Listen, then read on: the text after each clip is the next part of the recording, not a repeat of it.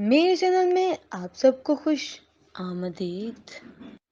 میرے باپ نے مجھے جوے میں ہار دیا اور میرا نکاح ایک بوڑھے مرد سے کر دیا۔ میں بہت ڈری ہوئی تھی جو وہ مجھے اپنے ساتھ گھر لایا اور گھر آتے ہی مجھے طلاق دے دی اور مجھے ایک نیا لباس دے کر بولا 3 دن بعد میں مرنے والا ہوں، تو میرے مرنے پر اپنے بال کاٹ کے میری قبر میں ڈال دینا، پھر میری ساری دولت تمہاری ہو جائے گی۔ اور میں ایسا ہی کیا۔ 3 دن بعد جب وہ واقعی مر گیا تو میرے بال کاٹ اسے ایک کفن میں چھپا دیا۔ اب میں مطمئن تھی۔ جب رات گہری نیند میں تھی تو اچانک میری لرز گئی۔ جب بستر میں اپنی کتابیں لے کر بیٹھی پڑھ رہی تھی کیونکہ میرے میٹرک کے امتحانات تھے۔ رات کے 10 بجے تھے جب ابو گھر آئے اور امی سے بولے جلدی کرو، اس کے سر پر لال دوپٹہ ڈال دو، اس کی شادی میں ایک کروڑ پتی انسان کے ساتھ کر رہا ہوں۔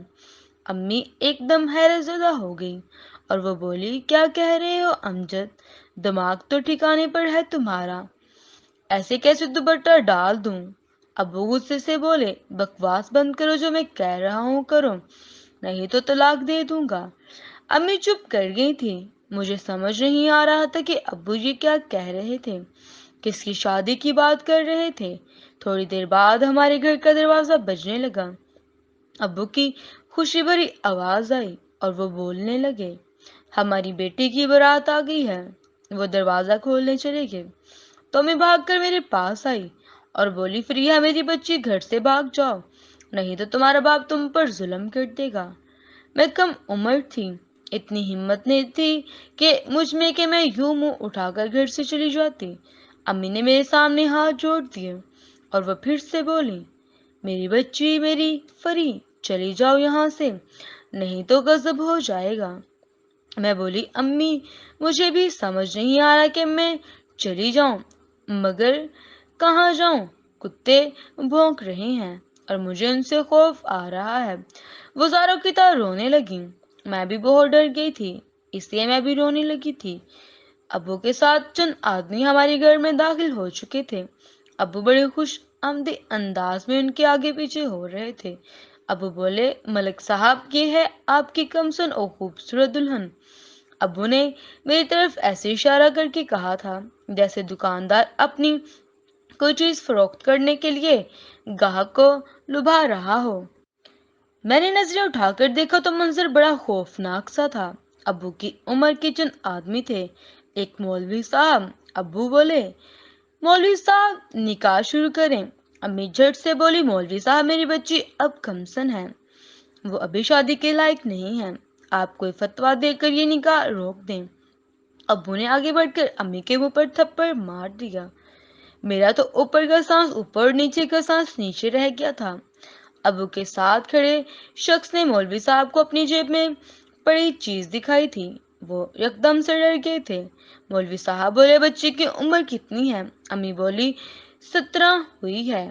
مولوی صاحب بولے بہن یہ نکاح جائز ہے، مجھے میرا کام کرنے دے۔ انہوں نے جلدی سے نکاح پڑھنا شروع کر دیا۔ صدمہ تو مجھے تب لگا جب معلوم ہوا کہ ان مردوں میں سے میرا دلہا وہ ہے جو شکل میں سب سے زیادہ خطرناک تھا۔ وہ تو میرے ابو سے بھی زیادہ خطرناک لگ رہا تھا۔ میری آنکھوں میں آنسو آ گئے تھے۔ میں سمجھ گئی تھی کہ آگے آگے میرے ساتھ کیا ہونے والا ہے۔ میرے باپ کی طرح یہ شخص مجھے صبح اور شام مارے گا۔ نکاح کے فوراً بعد رخصتی کا شور اٹھا۔ میرا خوف سے دل بند ہو رہا تھا۔ امی نے مجھے خود بھی میں بھینچ لیا تھا۔ وہ میرے کان میں بولی بیٹی معاف کر دو، میں تمہیں اس درندے سے بچا نہ سکی، مجھے معاف کر دینا میری جان۔ میں اس وقت اتنی ڈری ہوئی تھی کہ حلق سے آواز نہیں نکل رہی تھی۔ میری رخصتی ہو گئی، مجھے ایک بڑی سی گاڑی میں بٹھا دیا گیا۔ میرے ساتھ مجھ سے تنگی عمر والا دلہا آ کر بیٹھ گیا اور وہ بولا فریحہ سب تک تو جان گئی ہوگی نا کہ میرا نام حمید ہے، میں تمہیں بہت خوشیاں دوں گا، اس لیے تمہیں خوش ہو جانا چاہیے کہ تمہاری شادی مجھ جیسے قدردان انسان سے ہوئی ہے۔ اپنی بیوقوف ماں کی باتیں سوچ کر غمگین مت ہو۔ میں چپ چاپ بیٹھی رہی تھی۔ گاڑی ایک بہت بڑے محل نما گھر کے سامنے جا رکی تھی۔ میں جیسے ہی گاڑی سے اتری، ملازموں کی ایک لمبی قطار میرے استقبال کے لیے آئی تھی۔ میں یہ سب بڑی حیرت سے دیکھ رہی تھی اور میں حمید سب لاجواب تھے۔ تو ایک لڑکے نے ہمارا استقبال تالیوں سے کیا۔ حمید کے چہرے پر ایک دم سے غصہ آ گیا۔ غصے میں تو اس لڑکے کے چہرے پر میں نے دیکھا تھا۔ وہ خونخوار لہجے میں بولا، میری ماں کو مار کر شادیوں پر شادیاں کر رہے ہو؟ تم سمجھتے کہ اس طرح تم سکون سے رہنے لگو گے؟ ایک بات یاد رکھنا، میری میں تو تمہیں مرنے کے بعد بھی بے سکون کروں گا۔ تو یہ پھر زندگی ہے؟ میں بہت شدید ڈری ہوئی تھی۔ حمید میرا ہاتھ تھام کر مجھے سجے سجائے کمرے میں لے گیا تھا۔ میں تو حمید کا کمرہ دیکھ کر حیران رہ گئی تھی۔ یہ کمرہ ہمارے پورے گھر جتنا تھا۔ حمید نے مجھے اشارہ کیا تو میں جلدی سے بیڈ پر بیٹھ گئی اور وہ بھی میرے ساتھ ہی بیڈ پر بیٹھ گیا اور بولا، فریہ تم بہت خوبصورت ہو۔ اس کے منہ سے اپنی تعریف سن کر میرا جی چاہا کہ میرا اپنا سارا چہرہ ناخنوں سے کھرچ کر اپنا حسن مٹا ڈالوں۔ میں اتنی بدصورت ہو جاؤں کہ یہ شخص میری طرف دیکھے بھی نہ۔ اور میں ایک ہی رات میں بڑی ہو چکی تھی۔ پہلے تو مجھے کتے بھی ڈراتے تھے، اب میرے سامنے حیوان نما ایک انسان بیٹھا تھا جو نہ جانے کتنے پیسوں میں مجھے میرے باپ سے خرید لایا تھا۔ مجھے تو اس سے ڈر نہیں لگ رہا تھا۔ وہ بولا، کاش میں تمہارے اس حسن سے فائدہ اٹھا سکتا۔ مجھے اس کے منہ سے اپنی تعریف اچھی نہیں لگ رہی تھی۔ جو لڑکا کھڑا تھا وہ کون تھا؟ حمید کے چہرے پر ایک دم سے ناگواری پھیل گئی۔ وہ بولا، وہ میرا بیٹا ہے۔ کچھ سال قبل اس کی ماں ہارٹ اٹیک سے مر گئی اور اس وقت میں گھر میں نہیں تھا۔ گاڑی بھی میرے پاس ہی تھی۔ اس وجہ سے اس بیچاری کو اسپتال پہنچانے دیر ہو گئی اور وہ ایک دم سے دم توڑ گئی۔ اس دن سے ریحان مجھ سے نفرت کرتا ہے اور مجھے اپنی ماں کی موت کا ذمہ دار سمجھتا ہے۔ میری ایک بات کان کھول کر سن لو، ریحان میرا بیٹا ہے، اسی ناطے وہ تمہارا بھی بیٹا ہوگا اور تم خود کو ریحان کی ماں بن کر دیکھنا ہے۔ مجھے حمید کی بات سن کر ہنسی آ گئی تھی کیونکہ اس کا بیٹا مجھ سے 3-4 سال بڑا ہی تھا۔ تھوڑی دیر بعد حمید نے مجھے ایک نیا لباس دیا اور بولا، یہ لباس پہن لو۔ میں حیرت بھری نگاہوں سے اسے دیکھنے لگی۔ وہ پھر بولا، فریہ میں 3 دن بعد مر جاؤں گا۔ میں اپنے پیچھے کروڑوں کی جائیداد چھوڑ جاؤں گا اور میں یہ جائیداد اپنے بیٹے کے نام نہیں کر سکتا کیونکہ وہ اچھا نہیں ہے۔ اس لیے ٹھیک بیٹھ ڈھالو اپنے دل میں، لوگوں کی مجھ سے امید ہے وہ میری محنت سے جمع ہوئی پونجی لٹا دیں گے۔ اس سے میں اپنی ساری جائیداد تمہارے نام لگا دوں گا، مگر ایک شرط ہے، جب میں مر جاؤں تو تم اپنے سے تھوڑے سے بال کاٹ کر میری قبر میں ڈال دینا۔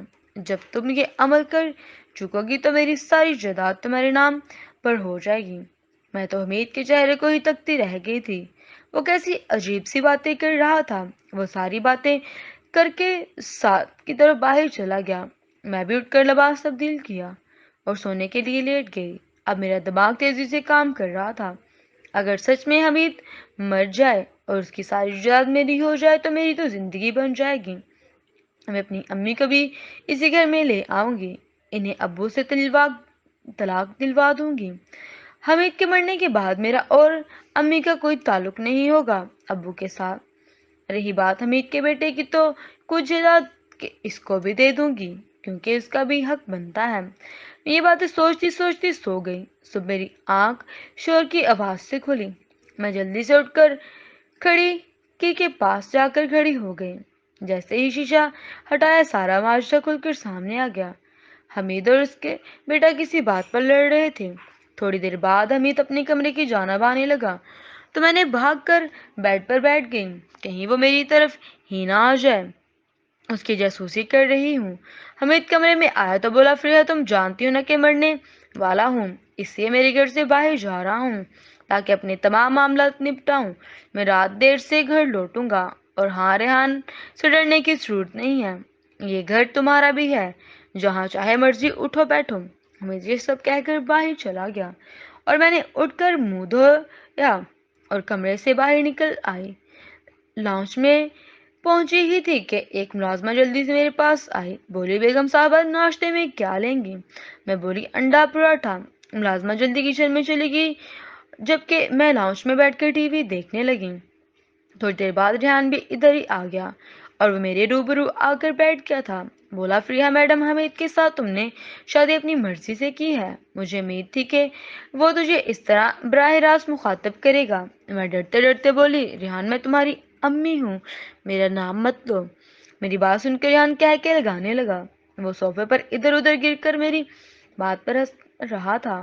ہنس کر جب وہ نڈال ہو گیا تو بولا، فریحہ تم مجھ سے چھوٹی ہو، ماں نہیں ہو میری۔ میں چپ کر گئی۔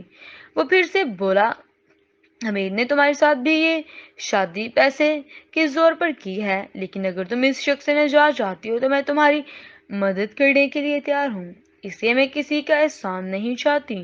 میں بولی، نہیں شکریہ، اپنی مدد اپنے پاس رکھو۔ یہ کہہ کر میں اٹھ گئی اور اپنے کمرے کی طرف چلی گئی۔ میں نہ چاہتے ہوئے بھی ریحان کے بارے میں سوچتی چلی جا رہی تھی۔ تب مجھے سمجھ آیا کہ خوشی پیسے کی محتاج نہیں ہوتی۔ ہم سب اس دنیا میں امتحان دینے کے لیے آئے ہیں، ہمارا امتحان بس چلتا جا رہا ہے۔ میری شادی کو تیسرا دن تھا اور میں لاؤنج میں بیٹھی ٹی وی دیکھ رہی تھی۔ حمید اپنے کام نپٹانے گیا ہوا تھا، تبھی مجھے آواز سنائی دی۔ میرا دل ایک دم سے اچھل کر حلق میں آ گیا تھا۔ میں جلدی سے اٹھ کر باہر نکلی تو پتہ چلا کہ ایمبولینس میں حمید کی لاش آئی ہے۔ میں ہکا بکا کھڑی اس کی لاش کو دیکھتی رہ گئی تھی۔ یہ تو سچ سچ کہہ رہا تھا۔ حمید کو اپنی موت کا کیسے پتا چلا تھا؟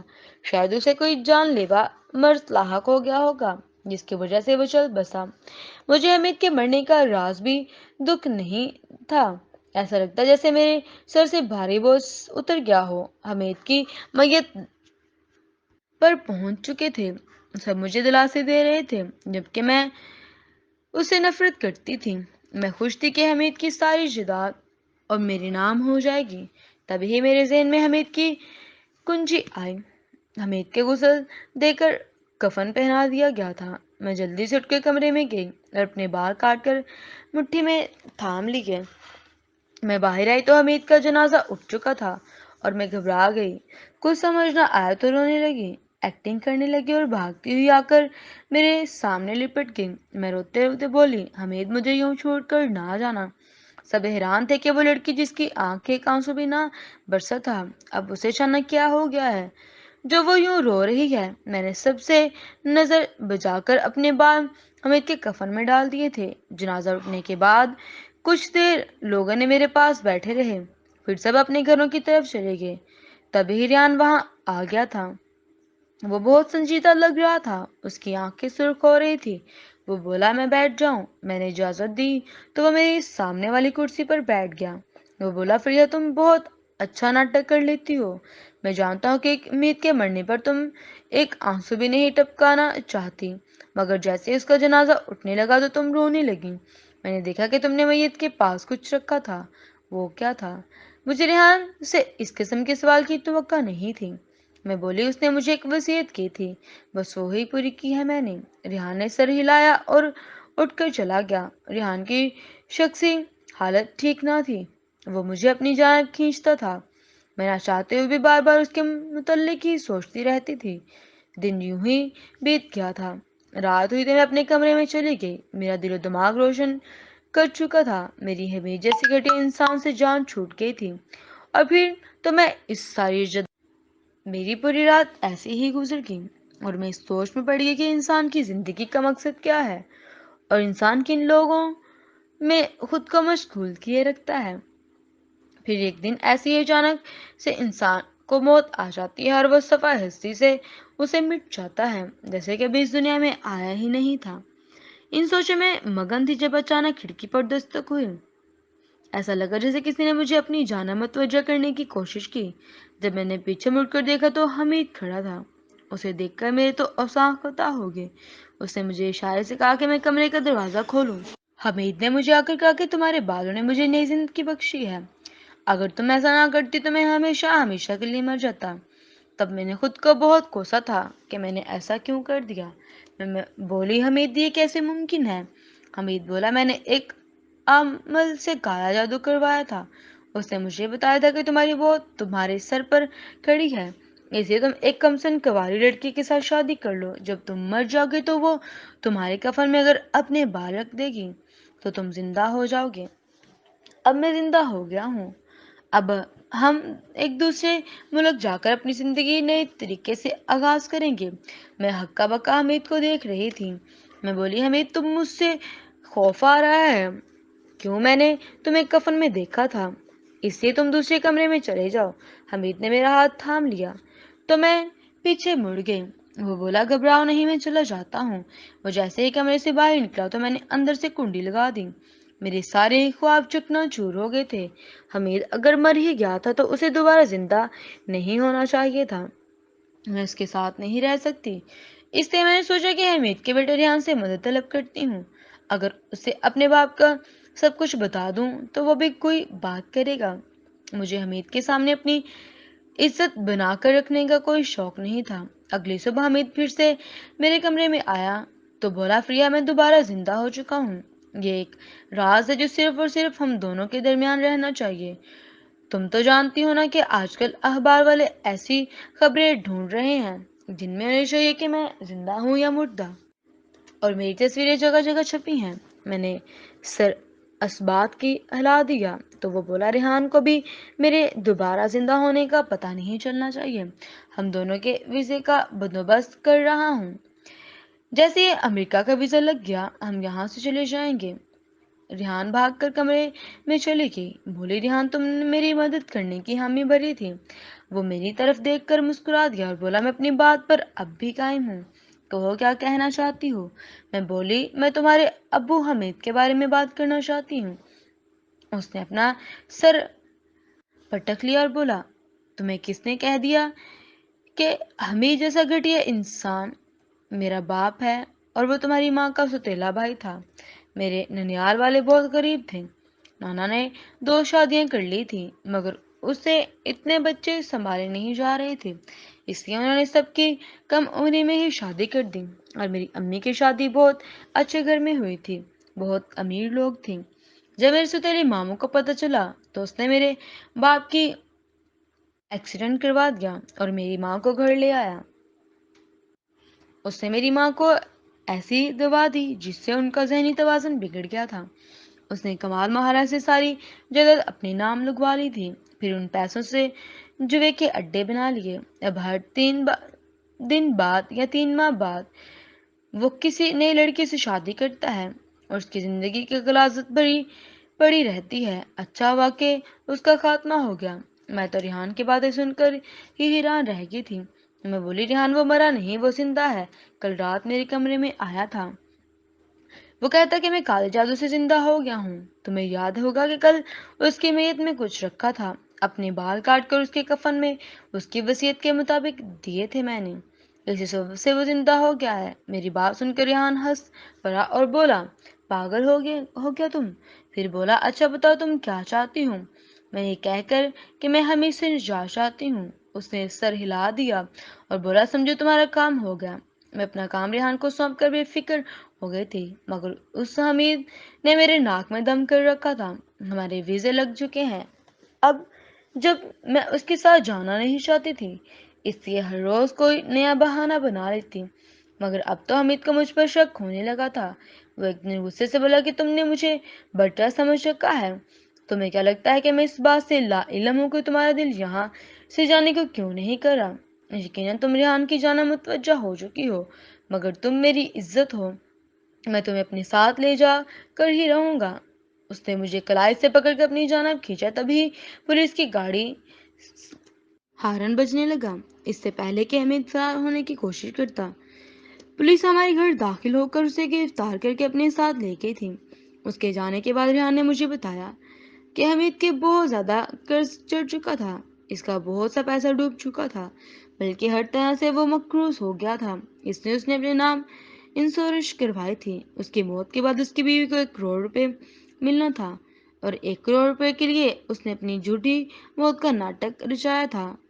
میں تو یہ سب باتیں سن کر دنگ رہ گئی تھی۔ حمید کی عدالت نے عمر قید سنا دی تھی، میں نے بھی اس سے خلا لے لیا تھا، تب مجھے ریحان نے پرپوز کر دیا اور وہ بولا مجھے تم سے اپنائیت محسوس ہوتی ہے، مجھ سے شادی کر کے میری بن جاؤ۔ میں اسے نہ کہہ سکی۔ مجھے بھی تم سے پیار ہو گیا ہے ریحان۔ میں نے اس سے بس اتنا کہا کہ مجھے یہ شادی منظور ہے۔ اب ہم دونوں کی شادی ہو چکی تھی۔ ہم بہت خوش ہیں ایک ساتھ۔ جائیداد کوئی نہیں ہے ہمارے پاس، مگر کم محبت مزدوری کر رہے ہیں۔ ہماری زندگی میں پیار ہے، عزت ہے اور سب سے بڑھ کر سکون ہے۔ تو پھر ہمیں زندگی سے اور کیا چاہیے؟ شکر ہے اللہ کا کہ حمید کے ہاتھوں کا کھلونا بننے سے بچا لیا۔ اور ہر چیز دولت ہی نہیں ہوتی، پیار کے رشتے سب سے زیادہ ضروری ہوتے ہیں۔ اللہ حافظ۔